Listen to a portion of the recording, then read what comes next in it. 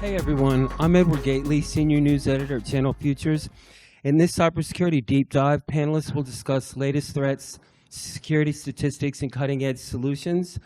Albaca's Kevin McDonald is moderating. Take it away, Kevin. Thank you. Can you hear me? All right, very good. We apologize for the delay. We actually have one speaker who may be showing up. Let me turn this. We have one speaker that will be coming up, or a panelist that's going to be coming with us. But to be honest, these folks carry enough intellectual weight that I don't think we have any challenges with keeping us all busy here for the conversation. So just really quickly on background, I spend my life living, eating, and breathing cybersecurity. This is the only thing I will talk about myself today, and that is that I spend my days working with both law enforcement and civilian, U.S. Secret Service's Cyber Fraud Task Force, InfraGard, FBI's InfraGard, and the DHS Unmanned Aerial Vehicle Group out of LA for one. So the reason I'm here is because I want to ask some questions as someone who consumes these products and also who consults with end user clients. My clients tend to be a little bit on the larger side, but I think we're going to address questions for all of you today. So why don't we start with you, Melton, do a quick introduction of yourself, and let's get going. Great. So thank you, everybody, for joining us today. My name is Melton Littlepage. I'm the CMO of 1Password. 1Password has always been a passion of mine. I've been a user for a long time and was excited to join the company. Prior to 1Password, I was the head of marketing at Tenable, where I really cut my teeth on two things. One, selling across the platforms, across the security organization, and two, learning to love the channel. Tenable was a 100% channel business, and so it's awesome to be here. 1Password just launched our MSP program last month, so we are new to the channel, but we're not new to cybersecurity. As a company, we have 150,000 business customers and several million consumer users enjoying our password management product. Scott Barlow. I head up the global MSP program as well as the public cloud alliances with AWS, Azure, and GCP. Been with Sophos, it will be 9 years in June. I joined from an acquisition of a company called Reflection. I ran sales and marketing at that organization. I think everybody here will hopefully know who Sophos is. But we do next generation endpoint protection, network, firewall, cloud security, basically have an entire security stack built in the cloud, works with, and we're 100% channel. So everything that we do is two-tier, and I'm excited to be on the panel and, you know, with the master himself, Kevin. Thanks, I appreciate that. Now you're gonna make me blush. So look, I think you just covered a really important point for yourself that I think you have a broad view of the world. The threats that we're all facing are growing, they're morphing, they're expanding, they're literally coming faster every day. So what are some of the most common things that you see? And I know you have threat intel also, so you know, what are the most common things that MSPs need to be addressing immediately, and then how does Sophos help impact the stopping of those threats? How much time do we have? Good point. No, so we actually yesterday launched a 2024 threat report, and it's called Cybercrime on Main Street. Highly encourage everybody to go look at it, right? It's catered to SMB. And the report actually talks about the 150,000 customer detections that we see annually. We have about 20,000 customers on MDR. And we have, I think, close to 600,000 customers globally today. And when you look at the 150,000 detections and the 500, customer threats that were out there, 75% of those were SMB. So one thing that everybody in the room needs is data that you can actually bring to your customer, especially at the SMB level, and say, this isn't a scenario where it's not going to happen to you anymore, it's just a matter of time. And that will give you a lot of the statistics. One of the other scenarios is last year we did a 2023 threat report, and it explained how the threats were getting in. I think there was over 4,000 customer scenarios, and 36% of everybody that was breached or had ransomware, 36% were from known vulnerabilities, right? So it's very simple that you have to patch your systems, right? Very, very, very fundamental. The second was 26% were from credential hacks, right? hackers are they're not breaking into your networks anymore. They're logging into your networks. Good tee up for you. Yeah, really. And then that's what I'm here for. And then, you know, on the third was phishing. And last year it was like 17% or something like that.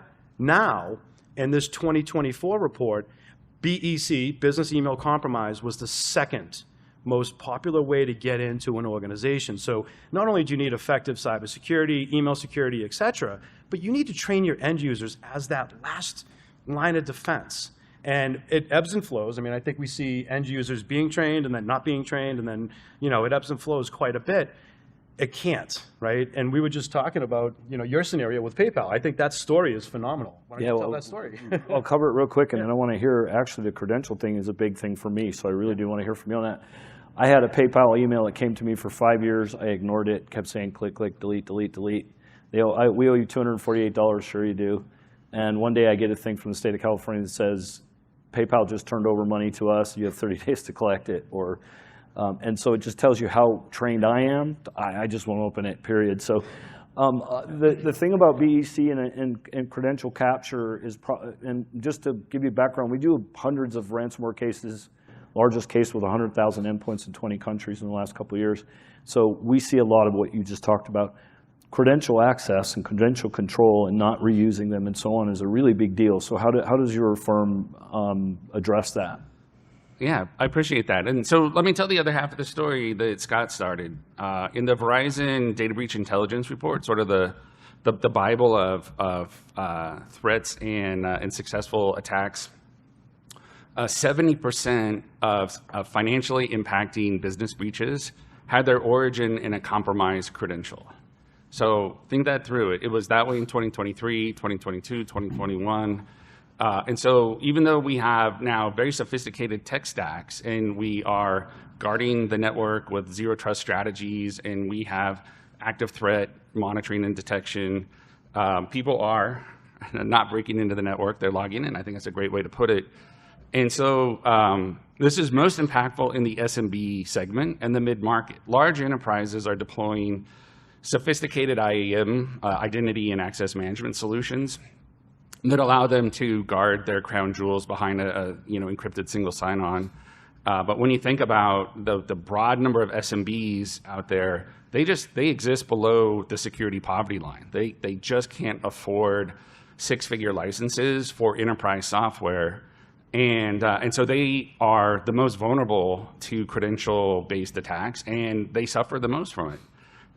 When you think about paid out ransoms for ransomware attacks, I would say the vast majority happen in companies with less than 1,000 employees because they're easier to get into, they are less well defended, and frankly, they're just less sophisticated in their ability to stop the attack before it's consequential. And or recover. Or recover, for sure. So there is sort of like a basic, like cover the right bases first, and that is protect your credentials. We firmly believe, it's our company mission, that every SMB should be using a password manager. The password manager allows every employee in the business to use a unguessable, uncrackable, complex password, but they don't have to remember them. That's just stored in the app. The app is biometrically associated with the person, so you know that Melton is Melton when Melton is trying to access a system. And that covers a lot of the bases that prevent the credential theft. If you know that the identity is authentic, that Melton is Melton, if you know that you're using a credential that is unguessable, and if you steal it, it can't be used anywhere else, that's a second level of protection. Having a password manager that you can have on your personal device and your business device, your laptop, a phone, gives you that portability that you need so that in our modern workforce where people are working from Vegas, but have hybrid or fully remote work arrangements, they're using personal devices as often as they're using business-provided devices. Having a single credential management tool that covers every work from home, work from my own device, work from any network, I think that that's like the first stepping stone Agreed. to protecting against credential attacks. So let me jump from that to Ozzie. Of course, Ozzie came in a bit late today, about so that. Ozzie, why don't you please spend 15 seconds telling us about you, and then I do have a question that's going to jump right off of what Melton said. Yeah, my name's Ozzie Saeed. I'm a founder of IntelliGRC. My background has been predominantly in the IA, information assurance and risk management background in terms of GRC, governance, risk, and compliance. Did a lot of work in the DoD space, mostly in ATOs, FedRAMP, and RMF, and did a lot of work around the Army programs.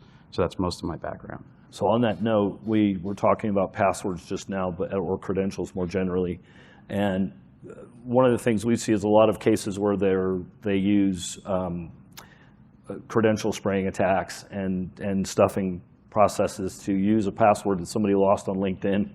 And we were just talking about the importance of having unique, unreused passwords and so on. But I think your point is going to be important from the perspective of how does governance manage the behavior of the individual so that they, one, understand they shouldn't be doing that, two, that you have some sort of mechanism to make sure it doesn't happen, and then...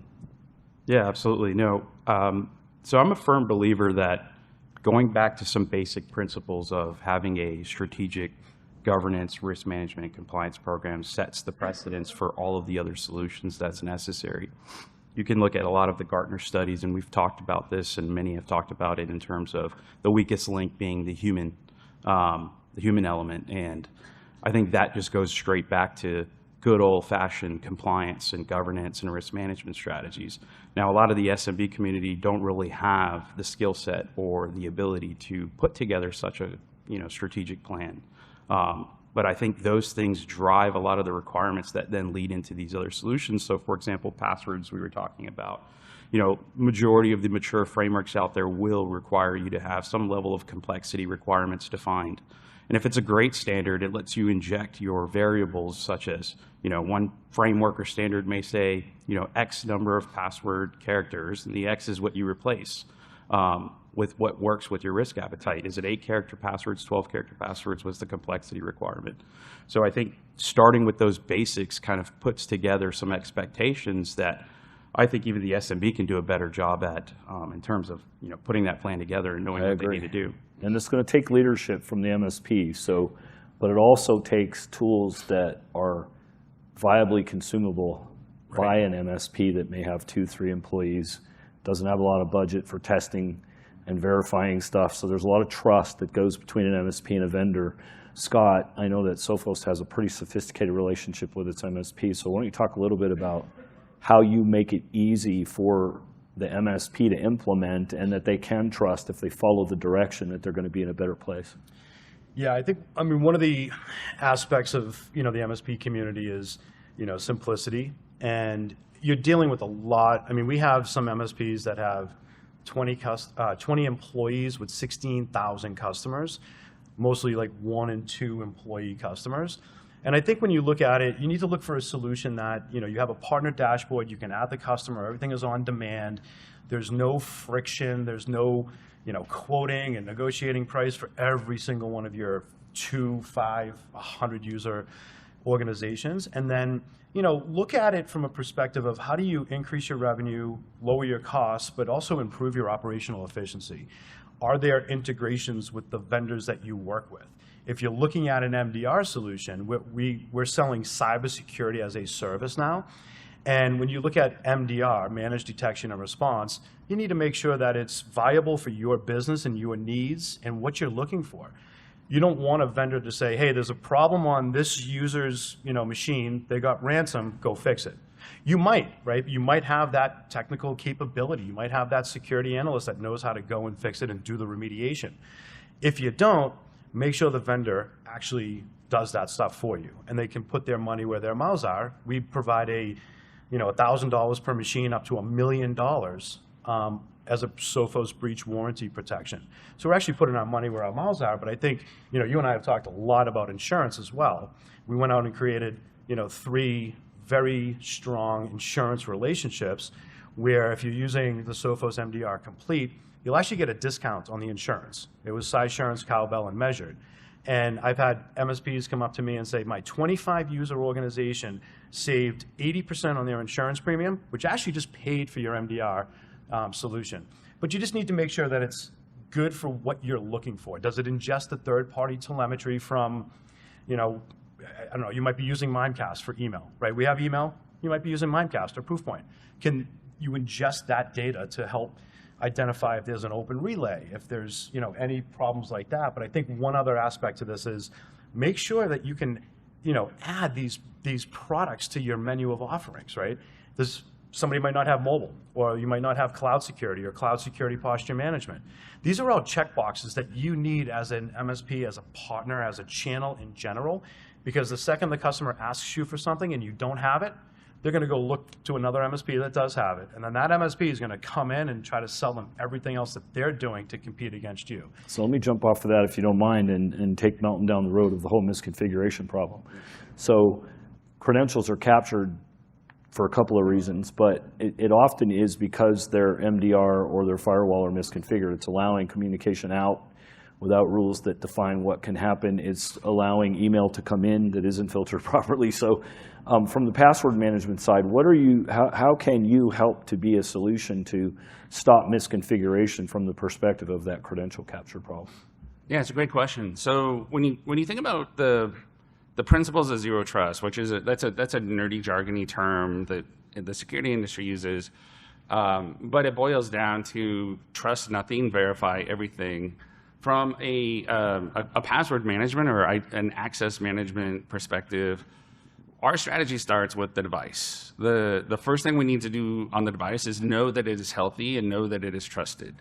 And so that is checking to make sure that it is up to date on all the patches, the versions of all of the apps, whether it's on a laptop or a mobile phone, just are up to date to a level that we as a security team agree is secure.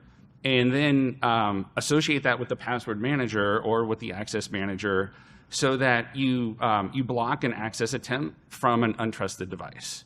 So that's the first step, right?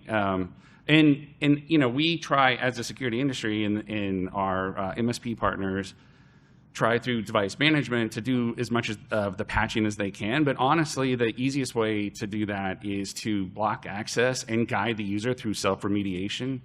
Yeah, it's a bit of a hassle to have them patch their own software, but it gets the job done, and then you are sure that only trusted devices are reaching your applications.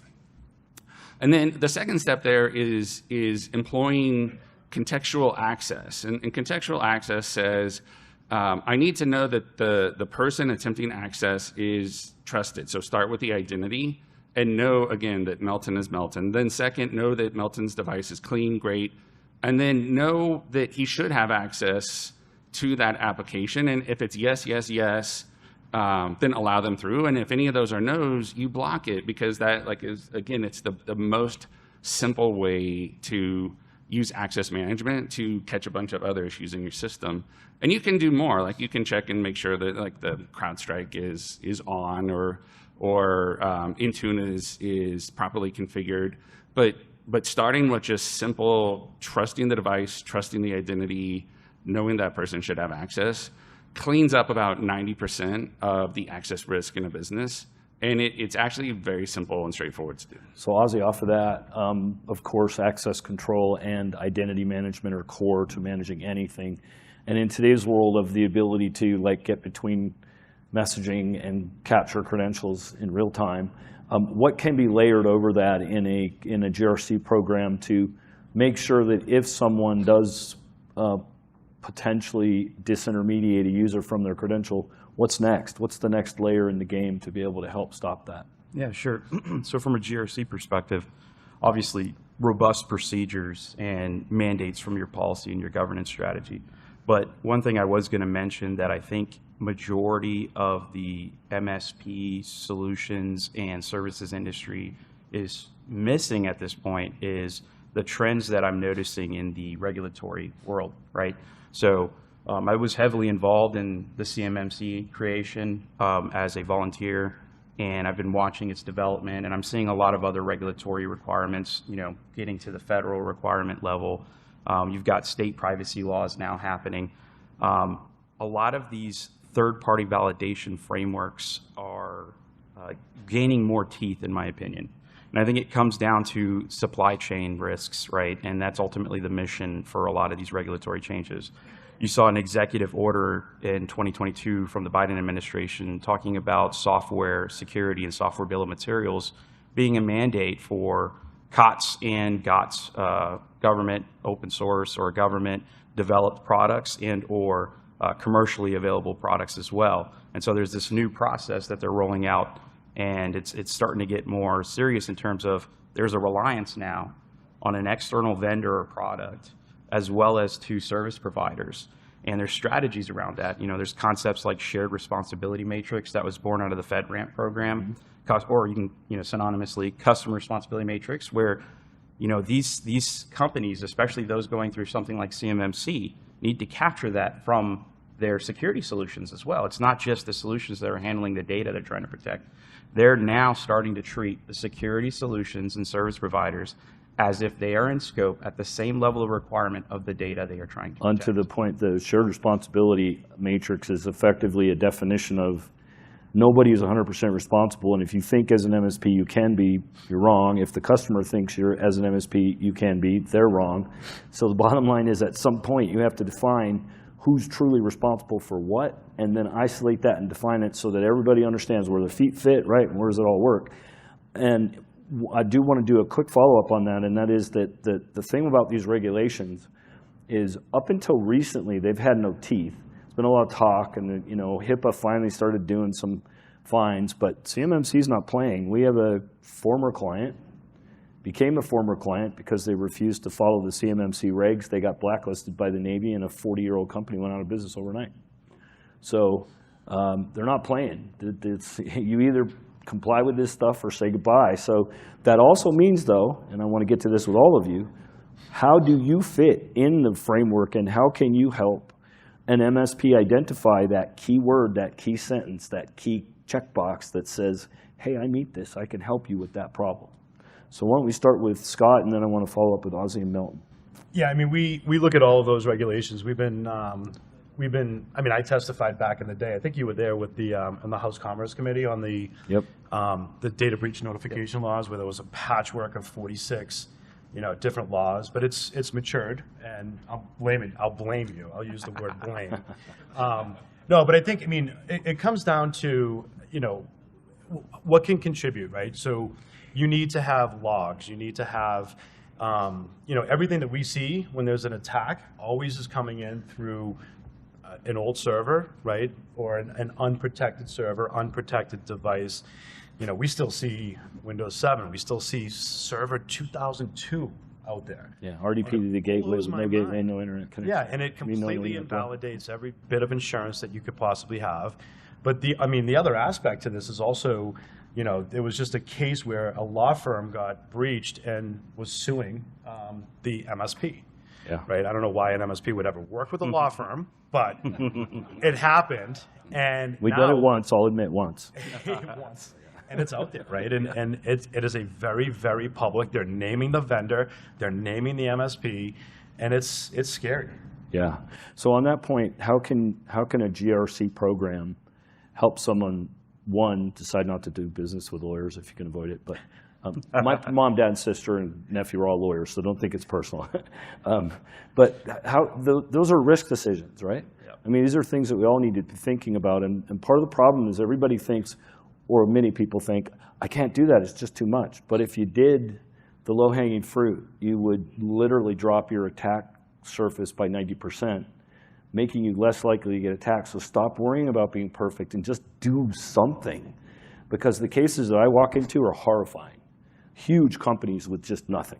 I mean, it's fast. They've been told, management's been told that it's all done, but it's not being done. So from that perspective, how can that conversation between management, the GRC group, and IT and operations, how can that be affected better or more, let's call it more consistently, to help with this problem? And how can MSP benefit and profit from it? Yeah, absolutely. So I think that at the end of the day, the trends that I notice with the regulatory world, you know, you could point back to the CISSPs of the world, right?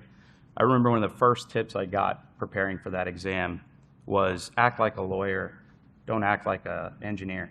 Don't fix the problem. Manage your liability and your risk. That should inform you on what to expect on these trends, right? And so Bet. a lot of times you'll notice that how do you take liability and manage that? And so from an MSP perspective and or a security solution, the strategies and tips that I've been advising on have been to develop those level of details. One, drink your own Kool-Aid, right? Get your own certification, ISO, SOC 2, what have you. CMMC is already requesting the MSPs to get certified at the same level. FedRAMP for cloud services, right? Unfortunately, FedRAMP has been a challenge for a lot of vendors out there, and Sure has. I've heard rumor recently that they're working on having a new authorization process. meant Especially for the FedRAMP commercial High has industry. been very difficult for people to Exactly. get. Yeah. And so I think at the end of the day is if you can demonstrate that you yourself as an MSP or as a vendor in this industry are drinking your own Kool-Aid and then informing your clients through transparency what you're responsible for, what I'm responsible for, and then for the things that you are sharing responsibilities, giving them instructions on your product and or your services Right. on how they can implement their end of the bargain. So Melton, off that same thing, there's two sides to a vendor-MSP relationship. They both shared responsibility, as we discussed. How do you help guide them in meeting their responsibility while also taking your own position in the things that you are responsible for? Yeah, I think the base strategy for an MSP is pick a security framework, follow the framework, score yourself. But I also think that the cybersecurity insurance industry is helping MSPs and their customers a ton, and it's very underappreciated. When you look at the exhausting survey, if any of you have ever seen the survey for cyber insurance, it's 100 pages or more. It's unbelievably granularly detailed, but it comes down to a check the box exercise, and the check the box exercise is mostly common across the insurance carriers. And it's a great foundation. Like it's very obviously what the lawyers and the engineers have figured out is the 80-20, right? If you can check enough boxes to secure your premium, you have achieved 80-20, which is what we're trying to get to with these frameworks, right? Like if you're in a highly regulated industry, you're a private equity firm or a law firm, maybe you have to get to 100%. But when you think about the vast market that MSPs serve, like being able to go through enough of the compliance framework and fill out enough of the survey to get cyber insurance at an affordable rate and to know what your next steps are to improve your score against the benchmark, that's what it takes, right? So it's not a boil the ocean, it's not daunting or intimidating, and there is a really clear roadmap which is laid out by the industry. MSPs need to help their businesses just follow the roadmap, keep score, have a plan to improve, and just take it one step at a time. So Scott, from that perspective, part of the challenge when you're a small MSP, and we weren't that as large as we are just not that long ago. I think it's 50% year-over-year growth 4 years running, so you can imagine how exponentially that happens. When you're down in the lower millions or even sub 1 million, which many MSPs are, it's very difficult to spend the time to negotiate multiple relationships. It sounds to me like Sophos is actually solving that problem in a lot of ways, because you're getting multiple functions within one vendor. Is that part of the strategy, or is there an actual guide to making it simpler for MSPs, and how do they match these line item important things? Yes, that is part of the strategy. I think, a lot of smaller MSPs, we call it vendor sprawl, and I've talked to MSPs that have, 30 different security vendors, and then they can consolidate literally down to Sophos. So we provide a lot of I've never worked for a company that provides so much marketing and product marketing and, letters that, the MSPs can send out. We just, one of my MSPs, I think it was last year, created what they called an MDR opt-out campaign.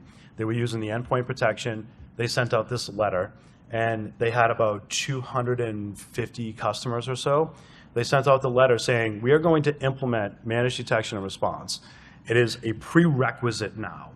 And if you approve, click this button, it automatically went to ConnectWise, opened up a ticket, the technician went into the Sophos Central and did it, the change license wizard. 3% of their customers said, I want to opt out, which forced a conversation with the customer and the MSP. And the MSP had a really difficult decision to make, right? You don't want to fire customers, But if they're not on the same page as you are from a security standpoint, you need to make that difficult decision. And You will end up on the news with them no you matter what. will. And, we see it day in and day out, and it's just something that, the MSPs need to, pay attention to, right? I mean, do you know everything that your customer has in their environment? Do you know if they have workloads and storage in AWS or Azure or GCP? And if they do, and you know it, are you securing it? Are you integrating with GuardDuty, CloudTrail Security Hub, Azure Sentinel? That's the type of stuff and the level that MSPs need to get at. And I think they're really, really good, even small MSPs, large MSPs, at the technical side. I think the challenge is engaging on the sales side, the business side, becoming that. I hate trusted advisor because it's kind of a self-appointed phrase, but becoming that virtual CISO, having a seat at the board, that is where you're going to add the value in helping that customer strategically grow their business. On that note, I think it's important for the MSP community to understand too, from the perspective of, you have to be careful of the promises that you make based on unverified anything, right? You can be displaced, and you very often are. When we do ransomware cases, I would say only about 10% of the MSPs that are in that have anything to do with the recovery. They're literally pushed aside. They can't be in the calls. They can't be a part of any. They don't even know what happened because the attorneys on the other side are saying, we're preparing to sue these people and we can't have them in the dialogue. Now, it doesn't often happen, but it does. And so what I'm trying to tell you is you are much better off spending the time defending these folks than you are defending your business, or more importantly, your future business from them and their attorneys. This stuff is very expensive. Our average case expense just for us is over $300,000.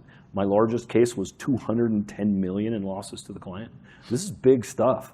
And if you don't think they'll take everything you own, they will. And here's an opportunity to make a profit, stopping bad things from happening to the country more generally, and also from the perspective of making a lot of money doing it. So you have a new MSP model. Why don't you share a little bit about how folks make money with what you're doing? Yeah, for sure. So we are a company that is entering the MSP channel as an established business. And so our goal is to be 100% fair between our existing sales organization and our growing channel partner business. And so we are compensation neutral for all of our sales reps, so that any lead that comes into the system that is a channel lead or an MSP customer stays in the channel. There's no competition. There's no incentive from our direct team to interfere with that. Our direct team is compensated for everything the channel closes. And so I want to put that out on the board that it's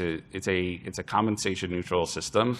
And we love the channel. You can see it on the back of our T-shirts if you visit our booth.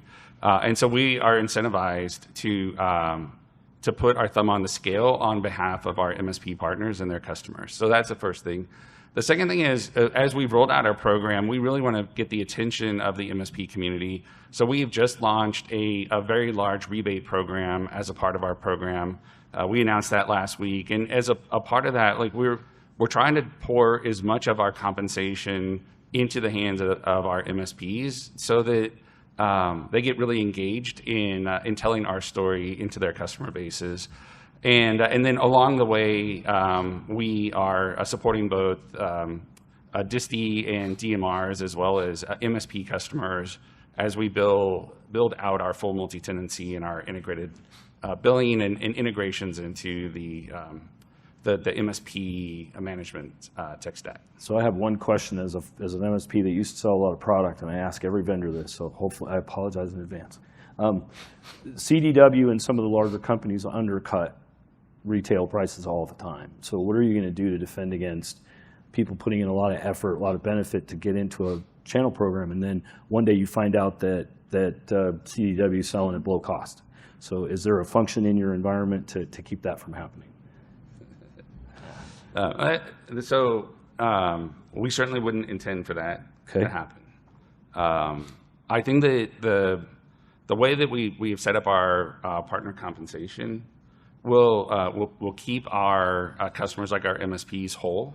Okay. And that's exactly the kind of response I was looking for. That's great. And I'm only asking because this is important things for them to hear, and they'll ask you anyway if I don't. So Appreciate you. all right. So I guess the bottom line is you do have MSP protections in place at all levels within your comp package, right? I mean, that's what it sounds like to me. We do. And again, we just launched our partner program a month ago. Okay. And so we haven't run so much water through the pipes that we've tripped across all the gotchas. Okay. And so I just want to be upfront about that, but also upfront that it is our full commitment to the MSP community to make sure that they grow with us and have the maximum benefit. And that's probably the most important words that will come out of any channel program. That's a great answer. Scott? And you just hired one of the better minds in the MSP space as well. I don't know if that's going to be public soon, but you'll know soon. Yeah, I mean, I've been dealing with that for 20-something years. Not as old as Kevin, but getting there. No, I mean, so with us, the MSP actually owns the license, right? So you own the license, you deploy it to your customer. We have the ability to, you can buy hardware, you can buy a term license if you wanted to buy a term license, 1, 2, or 3-year licenses, or you can buy monthly and pay monthly. It's 100% usage-based consumption.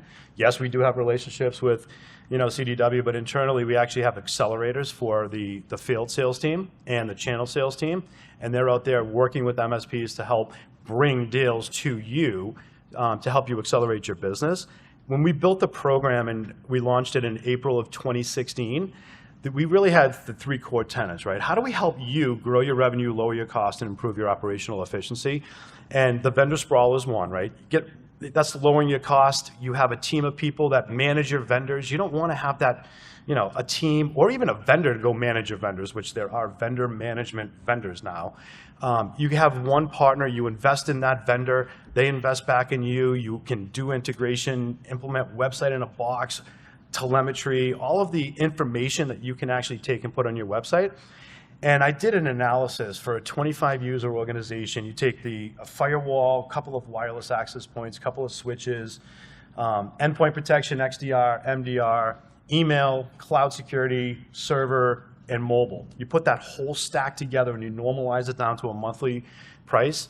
That came to like $17 per user per month for 25 users. To you. You're not charging $50 per user per month for security. If you are, we should talk, right? You are charging, you have the base MSP agreement that's in place with your customer. You can choose to pull that AV checkbox out and then have a security, advanced security or standard security.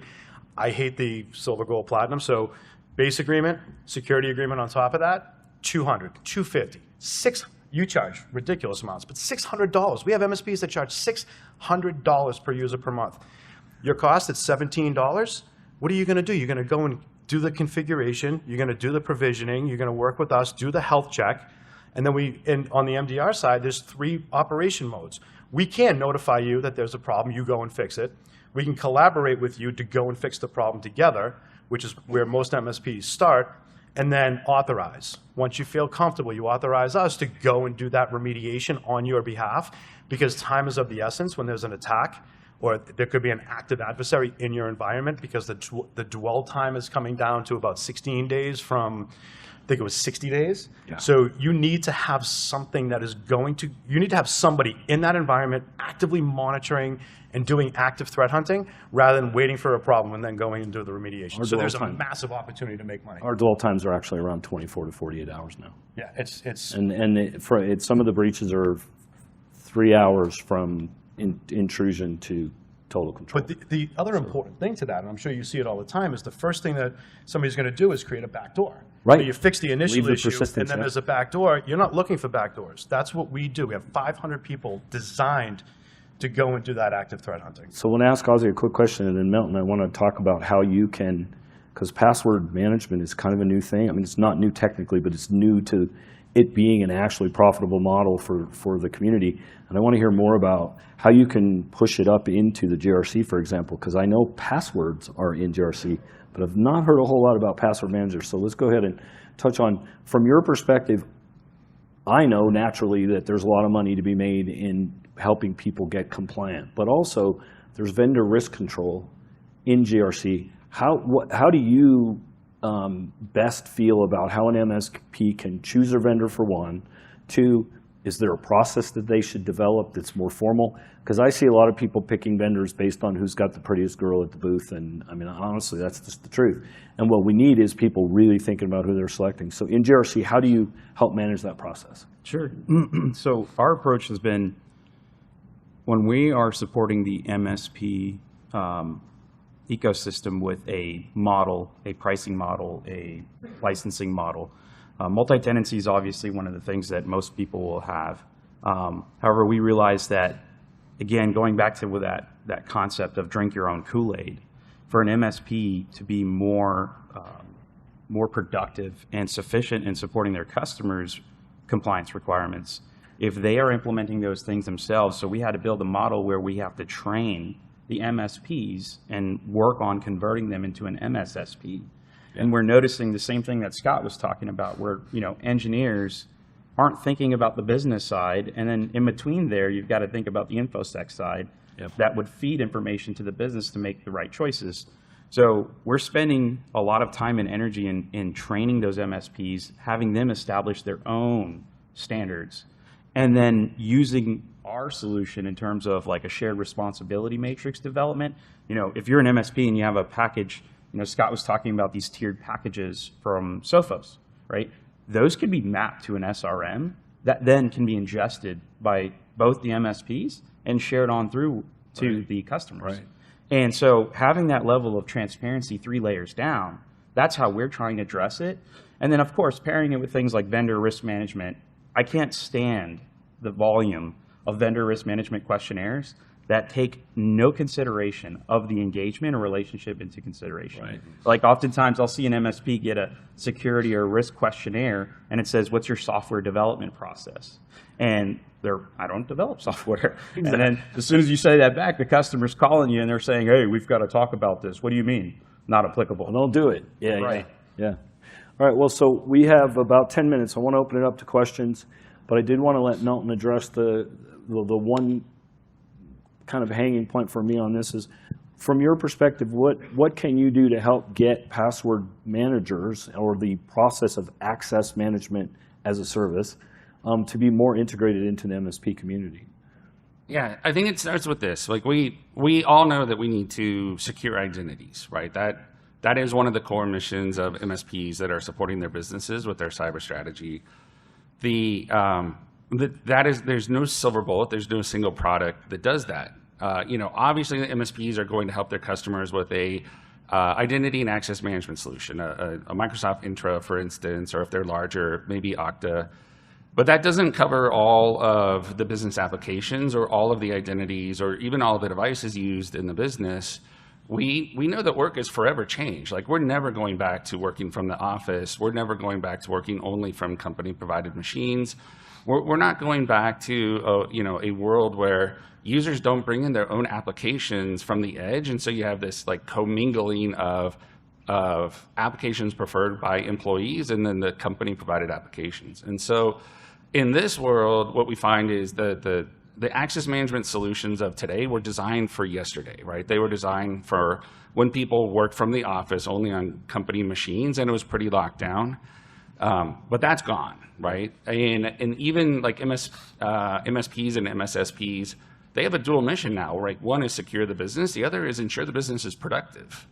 And so in this reality, the answer is and, right? So to secure identities, you need a single sign-on, and you need a password manager, and that covers all of your bases. That covers managed apps and unmanaged apps.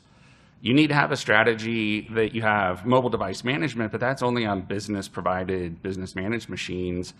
What about smaller MSPs and their smaller customers that don't have managed machines? Then you need device health and device trust as a service, and especially for personal devices used for business, which is more and more and more common. Like, I use my iPhone way more than I use my company-provided laptop. And so if you have that as an and, right, you're adding into your system, you can fully control your identities, right, which is a mandate in compliance, and you can fully control your access and have your access be trusted.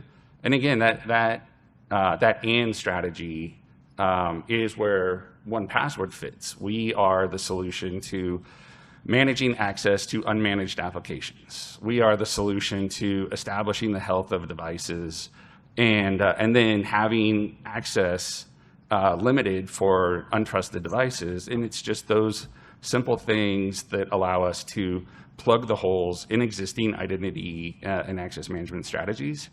And that's basically it. Fantastic. So I'm going to start with a question.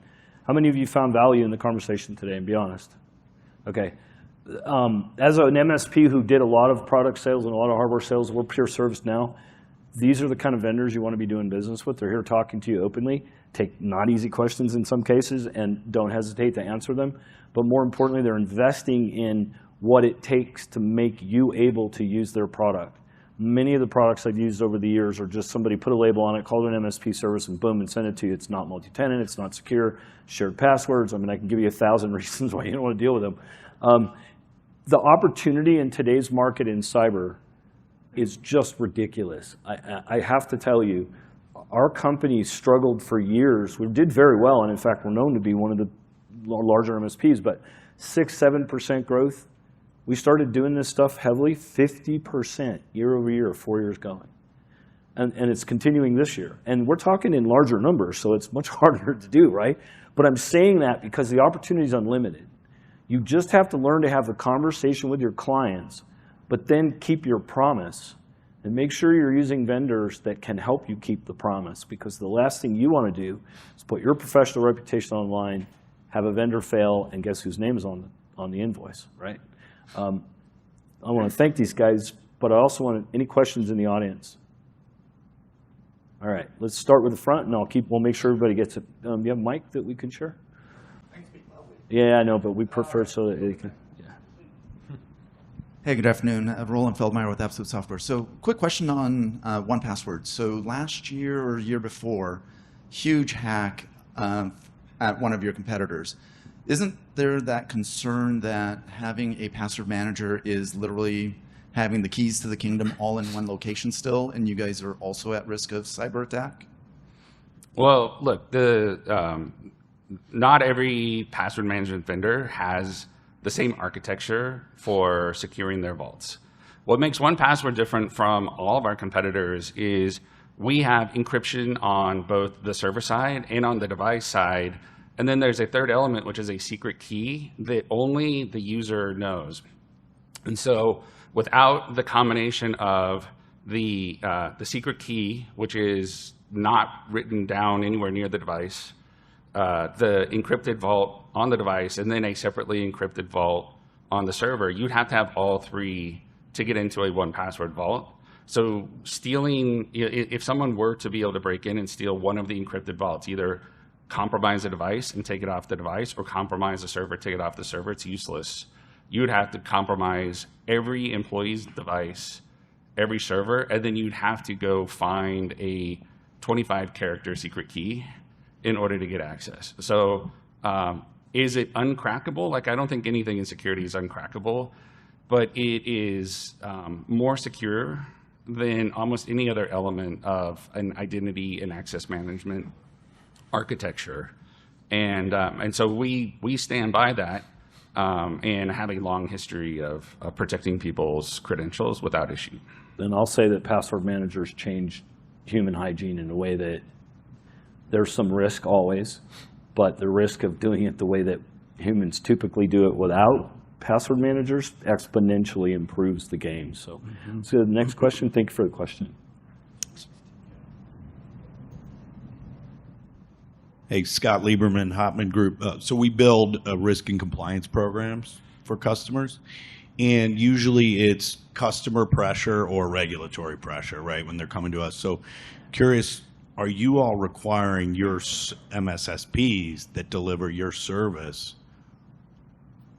that repackage your service to align to certain frameworks and requirements? Who's the question to? All three, Oh. because they all three have a certain. Yeah, that's fine. I just want to make sure if you're. But doing whoever wants it. Scott, take it if you can. I mean, very interested. Not Scott, not to call you out, but Sophos is large, so We don't. I mean, we don't require the MSP. I mean, they could be selling to, somebody that's not in a heavily regulated industry. we provide the tools for them to be better, right? And when we look at our tools, we submit to MITRE, we submit to, what's the other one? We have a whole website dedicated to it. But, we're doing everything that we can to be fully compliant with everything that's out there. We enable MSPs to improve their compliance. We actually have education programs on how to do that compliance. I sit on the board of directors at CompTIA as well. CompTIA is doing that. We give MSPs access to a lot of the CompTIA research and training and certifications and all that stuff. You can bring a horse to water. And, that I think is going to be a scenario where I can't get an MSP to think, Windows 7 is a bad thing if they like Windows 7, right? But what we can do is we provide an extended support for like ridiculous amount of money, like $180 per endpoint if you have a Windows 7 or a Server 2002 device out there, or an end-of-life device. So, there's a lot that goes into that, and I think MSPs try really, really hard. I've never fired an MSP, but I think a lot of MSPs are out there at risk, for sure. And if you implement our tools, we actually will do a health check with you to make sure that you are properly configuring those tools. I don't know if a customer has a server that's out there that's unprotected. That is the responsibility of the MSP. But we're starting to do tabletop exercises now as well with MSPs to train them on how to go and do tabletop exercises with their customers. So I think you could be an MSP that has no concern, but we are going to elevate your standing in the realm of compliance. I want to add too, since you brought up CompTIA, they've just released a new cybersecurity framework, which is a trust mark that allows you to go through a process of independent, actual third-party auditing. I will say we're the first company to get the new one. Congrats. And I'm pretty proud of that. So it's not easy. It's like, what? How long did it take you? 2 months of effort. I mean, mainly because we're doing the definition of where we sit now, but we're also doing the POAMs for where we want to be a year from now. And if you want to measure where you are and understand in the community where you are, that's a really good kind of independent nonprofit tool. What it also does is it gives you the framework mapping that says if your vendor requires ISO, if your vendor requires CMMC, they actually check all the boxes that you've been audited on. And it has saved me unbelievable amounts of time. We've had the old trust mark for 12 years, I think, or something like that. So not here to do a commercial for them, but I'm going to say to the point that he raised, and you raised actually, if you want independent verification of who you are and what you do and what you're about, it's a really good way to start. So. And I will tell you that when we get leads internally, we get hundreds of leads, right, a week or a month. My marketing person's right there. I'm looking for a nod or a shake. But we're not going to give it to the MSP that doesn't have those certifications. We're going to give it to the MSPs that are growing, that we know are, NIST. We have a whole NIST framework where we help you fill in.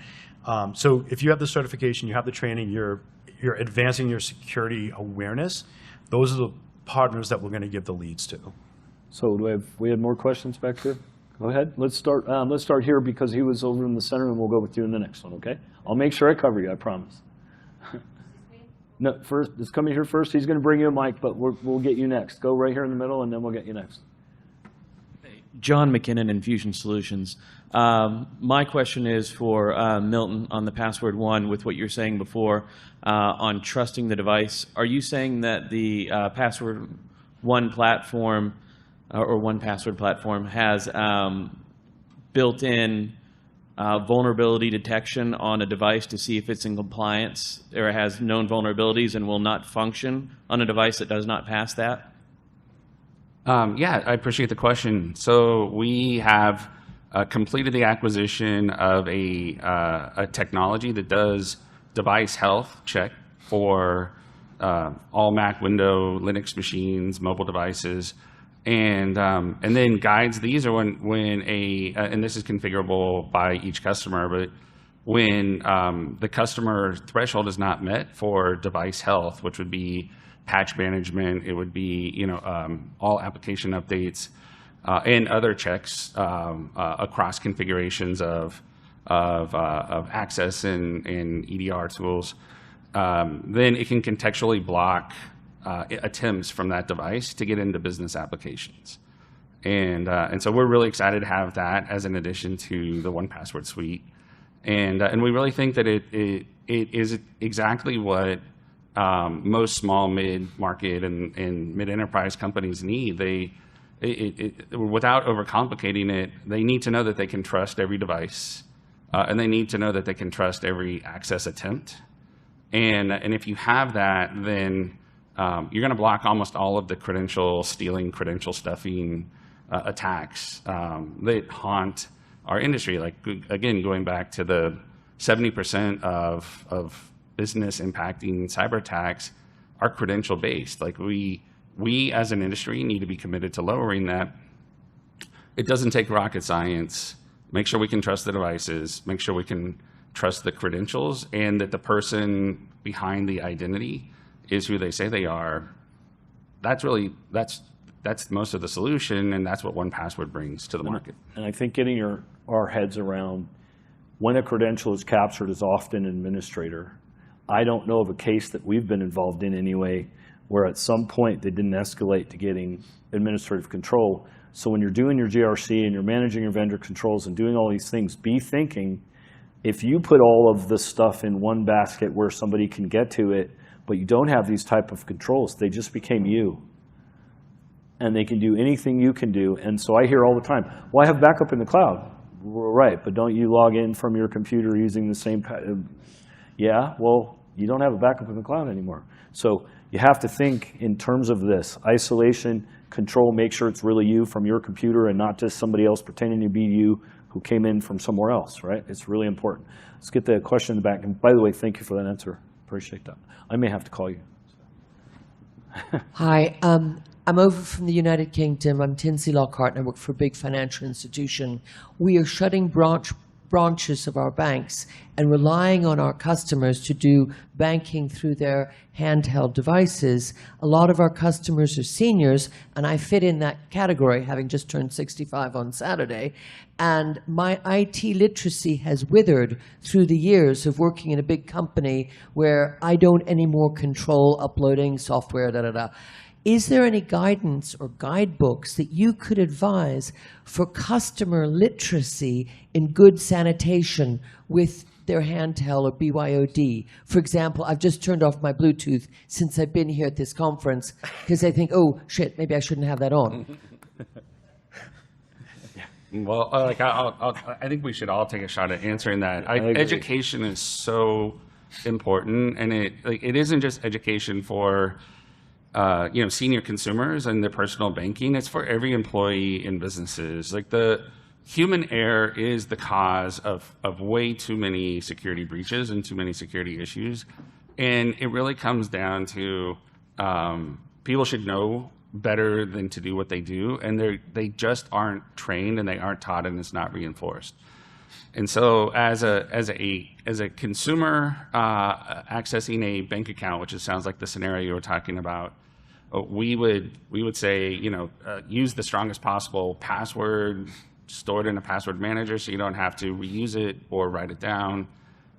If there's multi-factor authentication, turn it on and use it, which should be, everybody in the planet should know that, right? But that shouldn't be something where it's anything short of common knowledge. And so I think that as an industry, we need to raise the bar. Like, the term hygiene, I think, is really boring and overused in our industry. But we need to create a term for cyber literacy at a user level, and that will wipe out a huge number of the issues that you end up chasing around because they became a successful attack in a business. So just to let you know, we got the hook, but we've been allowed to let the last two gentlemen answer the questions, and we're going to call it for this session. So go ahead, Scott. So first and foremost, you look fantastic for 65. I think when you look at mobile security is actually complex. We have a mobile security solution. It provides containerization for your work profile versus your personal pictures and stuff like that. So from a business standpoint, we're seeing an uptick in that. We're seeing an uptick in that through a lot of the telcos that are out there, right? I think, we just did a couple of very large deals. It's public now, one with Telefonica, one with Virgin Media. to do email and mobile security. What is the name of that CompTIA? Is it the foundations that we're getting out there and we're promoting to the public? I also think that you need to look at like mobile device security. You know, we have a home version of what we do. It's free. Any customer that buys our product, we actually give the home version for free so that they can actually have home protection as well.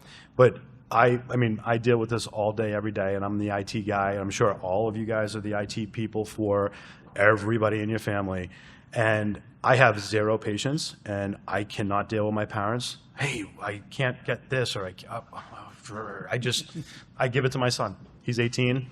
He knows how to do it. I just can't do it anymore. So it's a huge challenge, but I think the education, and we're seeing a lot. We were just talking about this. There was a fuzzy PDF screenshot in an email, and you're like, I can't quite see it. Click here to open it up in a browser. First thing it's going to do, you know, download malware. Same thing with the QR codes.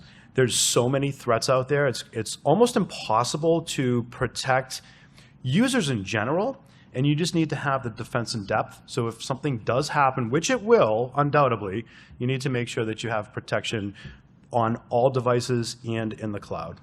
And if I could jump in for just 30 seconds, I love that you're giving Sophos mobile protection to for people to take home. 1Password also does that. So every business customer of 1Password gets a free family account so that they can have password protection at home. I believe your husband's employer uses 1Password. And so you can just download a free copy and away you go. And that's the way it is with all of our customers, because just like with Sophos, we believe being safe at home is every bit as important as being safe at work. Right on, Ozzie. Yep. So, I mean, one of the questions you asked was about the literacy and, you know, computer literacy and cyber literacy. I think to avoid analysis paralysis, it just simply comes back to strategy, right? Who's the audience you're trying to resonate with or understand their challenges with, right? If you're talking an internal organization for the banking company that you're working with, right? There are strategies relative to standards and frameworks, right? That can come from your industry segment, but then those things can point to things like, I'm going to look at these tools like benchmarks, right? CIS, Center of Internet Security, has awesome benchmarks that you can go and download, and it tells you for a specific software, hardware product, this is the type of things you should probably look into configuring or implementing. Now, if your audience is your customer base with the mobile access to the banking platforms, you know, I think I've noticed Bank of America has done a phenomenal job at checking your password against known cracked password databases, and then also doing things like, you don't have MFA, you know, here's a checklist to improve your security for mobile banking access. And I think more vendors need to be doing things like that. And on that note, I'll add the FBI's website, IC3, CISA, CISA, DHS. They all have actually consumer-oriented front ends. Mm-hmm. And believe it or not, I think a lot of the MSPs themselves could probably benefit because this stuff is moving so fast. I don't let people call me an expert, and I actually fight with people when they try to put it in my bio. I'm a practitioner, and I'm learning every day. And the day you think you're an expert is the day you should probably find another career. So, okay. Thank you, everyone. We really appreciate it. Thank you, guys. Appreciate it.